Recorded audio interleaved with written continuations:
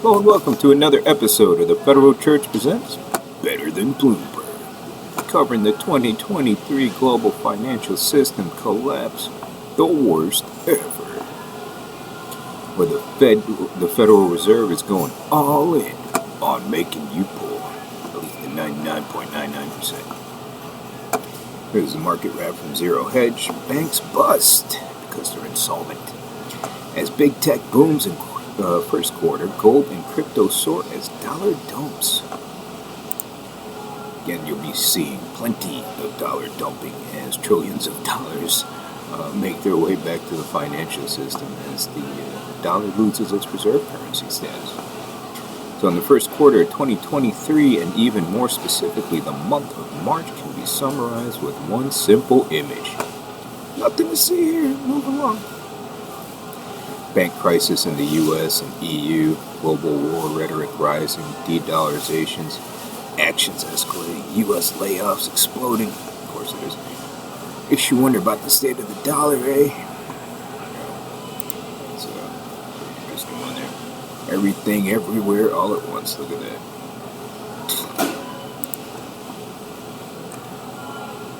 And then, let's see here. But everything must be okay, right? S&P is above pre-SVB levels. Just ignore the bank stocks collapse. And again, we just made that video about how, when governments print trillions of dollars, the stock markets do go up too. But so does inflation. Inflation far exceeds it. Just ignore the bank stocks collapsing. What do we have there? We have the four biggest U.S. banks by market cap. We got the S&P 500. There's the banks imploding. And then here are the regional banks imploding. Look at that. Yeah, everything's fine. Just that your entire banking system is insolvent. However, a bigger picture look paints a different picture as the dollar suffered its second straight quarterly decline. As Bitcoin soared over 70%, gold jumped almost 9%, bonds and stocks fell in the first quarter. In equity land, the divergence across the majors in the first quarter is quite shocking as long-duration mega-cap tech and trash soared while big caps, the Dow, and small caps, the Russell 2000, heavy with small financials at around unchanged. You can only thanks to some massive money printing, making everybody poor. That was the Nasdaq's best quarterly performance since quarter 2 2020, and before that, first quarter 2012. For the month, Nasdaq is up over 8%. We're still doing beat inflation, by the way. Its biggest March advance since 2010. The Russell 2000 and trannies were the ugliest horse in March's glue factory. Dow surged to its best week since November, but small caps outperformed, up over 3%, which again still doesn't even come close to beating inflation. The last 3 Fridays have seen fear over SVB, Credit Suisse, and Deutsche Bank respectively, so fourth time wasn't charmed this week with a major meltdown. As the early zero-date expiry negative delta flows, as the S&P broke above the 2065 JPM call strike, and I think what's his name is he's digging from what's his name is notes. We're rapidly in round. Stocks continued to squeeze higher, and that accelerated the gains. S&P rallied all the way back up to the key 4100 level today, and still doesn't beat inflation, just like Venezuela and Zimbabwe. S&P 500's performance in first quarter was dominated by its 15 stocks. And again, that's another note from Zero Hedge. I have to sign up for his one.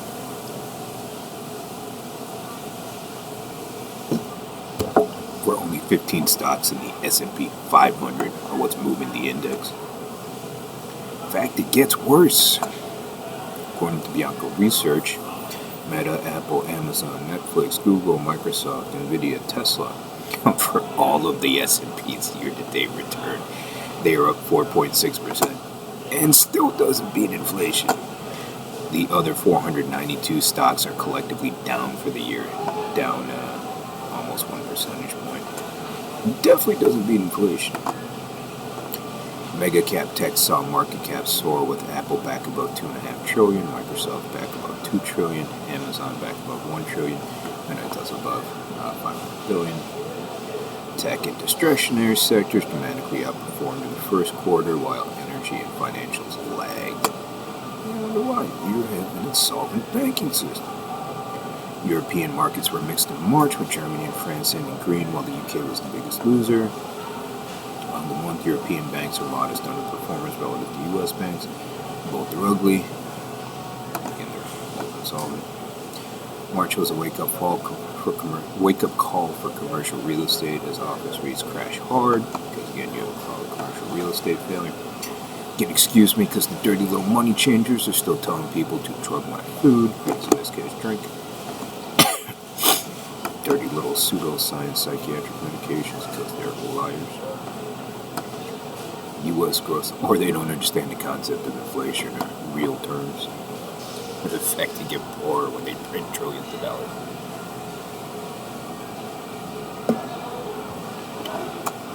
U.S. growth stocks have dominated Q1, crushing value stocks until this week when the ratio of Russell 1000 value to growth hit August lows. For context, this is the biggest growth value quarter since quarter 1 2020 and before that quarter 1 2009. March saw bond volume explode relatively to equity vol VIX to the same extent as October 2008. Look at that VIX move. Beat long-term capital management, pretty much is beating Bear Stearns, almost getting the Lehman, and yeah, you're in the everything collapse. Thanks to March ugliness and basically no issuance, corporate bond spreads in the U.S. and EU are wider in the first quarter, after blowing out wider in March, erasing all compression from January and the Fed. Oh no, January, February actually. While stocks bounce back above pre-SVB levels, the credit market remains much more stressed because the banking system is insolvent, even with the rally of the last 2 days. Thanks to some massive money printing that makes you poor and still doesn't beat inflation.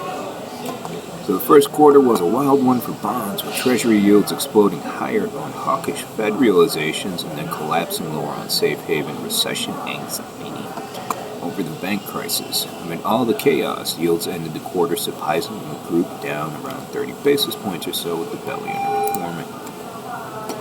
And look at that mess. Look at that mess. That is the most liquid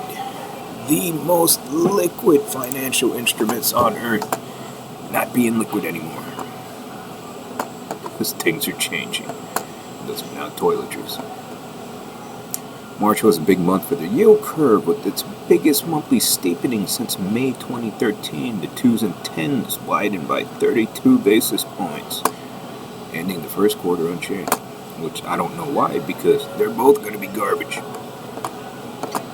Yield were all higher on the week, with the short end underperforming. Again, look at that.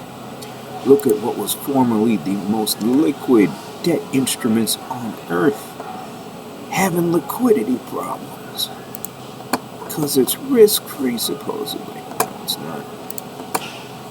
The market's expectations of the Fed's actions have swung violently in the first quarter, from the post-payrolls beat to get a fudge, post-hawkish Powell surge, which again is kind of ridiculous because it doesn't matter. They're going to print shitloads of money, and that's what you're seeing there. Expecting rates to be well over 100 basis points higher by year end to a post-SVB failure collapse. Expecting rates to be almost 100 basis points lower by year end. What's a percentage point when you're printing trillions of dollars? It doesn't matter. Quarter ends with coin flip odds of one more rate hike before the Fed is done, and then cuts starting by September. Won't matter because they'll be printing plenty of money for the banks that are failing. Trillions of dollars. Interestingly, the short-term yield curve is ending quarter one just a little more dovish than it started it, having been dramatically more hawkish and dovish into quarter. Yeah, those are toiletries. The dollar set to end the quarter 1.4% lower. Its first quarterly loss since 2020 amid easing concerns about the global banking sector and money market wagers on Federal Reserve interest rate cuts. This is the fifth monthly drop in the dollar out of the last 6 months. All the major cryptos had a good first quarter. Solana are performing, Bitcoin gaining more than Ethereum, and that was in spite of Operation Choke Point 2.0. Bitcoin is up for the third month in a row for its best quarterly gain since the first quarter of 2021, back above 28.5, and Ethereum also up for 3 straight months, best quarter since first quarter 2021, nearing 7-month highs at 1850. So natural gas was the standout commodity performance in the first quarter, collapsing 50% as warmer weather spoiled Putin's party plans. Gold was the quarter's best performer, and it's still being naked shorted by the government, by the way. So that's why there was also a good note I need to go over where there should be a run going on the COMEX now, because they can't fulfill the deliveries because they fractionally reserve that too. Well, they have their naked shorts. And you get to see the real price of gold when you actually take delivery and exchange actual gold versus just pieces of paper that they're trying to manipulate with their little shenanigans. Along with copper, China's reopening hopes as crude closed lower. Gold is up for the second quarter in a row, up 19% in the last 6 months. Best such gain since 2016 with its highest quarterly close in history. March saw gold rally almost 9%. Best month since July 2020, topping 2,000 once again. Again, that's with the manipulation. Oil has been on tear for the last 2 weeks with WTI back above 75, but remains down on the year, breaking below its January-February range. Finally, Q1 again. You should also see West Texas Intermediate there doing differently from Brent. All the other ones from the other places in the world, it will be in war.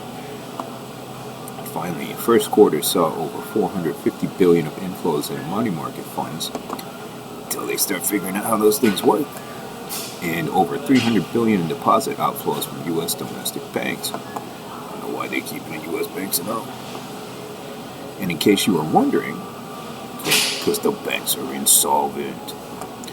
In case you were wondering what has sparked this sudden panic buying in bonds, bullion, Bitcoin, and big tech, that's easy. The Fed, just as we warned would happen mid-March.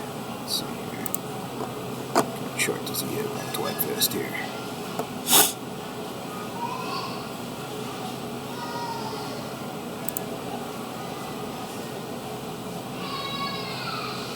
Oh, he's got reserves versus market cap.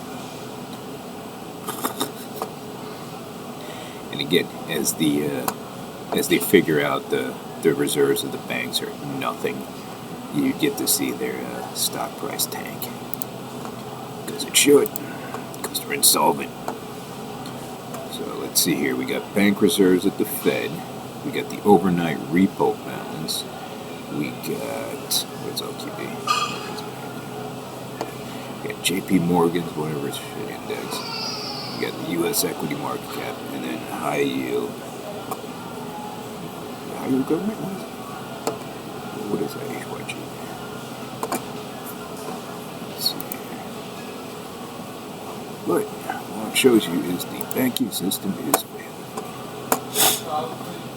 It's the old QE trade writ large, but what happens next as the Fed balance sheet actually shrunk modestly last week, and Goldman's U.S. activity index just dropped in a contraction.